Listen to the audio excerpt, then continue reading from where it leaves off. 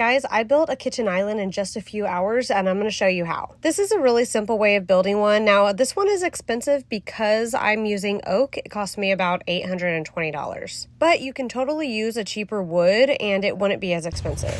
Okay, I have these popsicle sticks that I ordered on Amazon and they're about 1/16 of an inch because I want a little bit of a reveal from the legs to the oak, like sides and front and back.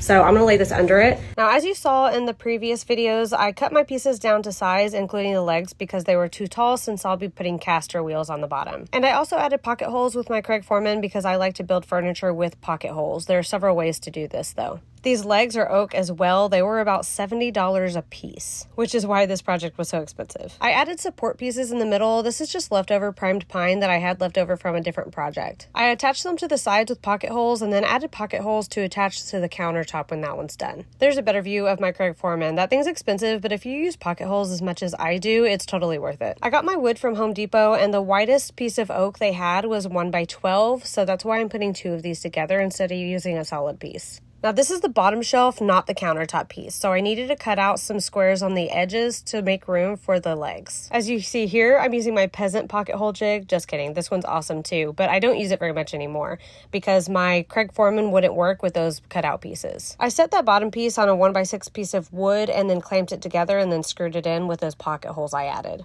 I did both sides and then I flipped it over so I could screw the rest of the pocket holes in from the bottom, and then I decided I was going to add the wheels first. But because I didn't want to worry about getting stain on the wheels, I went ahead and stained the legs and then added the wheels on. These are a vintage style wheel that I found on Amazon and they're freaking gorgeous. And then while it was upside down, just in case, I added some support pieces right here underneath. And then I decided I was going to try dyeing my hair with wood stain. I'll let you know how that turned out later. I even got it all over my face. I didn't even realize till the very end. And then because I didn't want the end grain showing, I added a piece of trim that I had cut down from a piece of oak from a different project. I also forgot to add pocket holes right here to have something to attach the countertop to, so I did that with my old pocket hole jig, and then I attached the oak countertop that I put together the same as the bottom shelf using pocket holes. And then I had to route the edges because I couldn't just leave it just plain squared. That's too boring for my taste. And then I have the best husband ever. I spent all day working and he helped me clean up the garage. Or maybe he just doesn't like his garage being messy. I'm a bit of a messy worker, but I hear that's because I'm creative. Who knows? Anyways, I got it stained in the color Spice Brown by Duracell. This is my new favorite stain color. It's freaking beautiful. And this is how it turned out. What do you think about that seam in the middle? Would you have cut down several pieces so there are different seams? Or would you have gone to an actual wood shop and tried to find a whole piece of oak? I always love some constructive criticism. As long as you're nice, don't be an asshole in the comments. And there's a close-up of those wheels.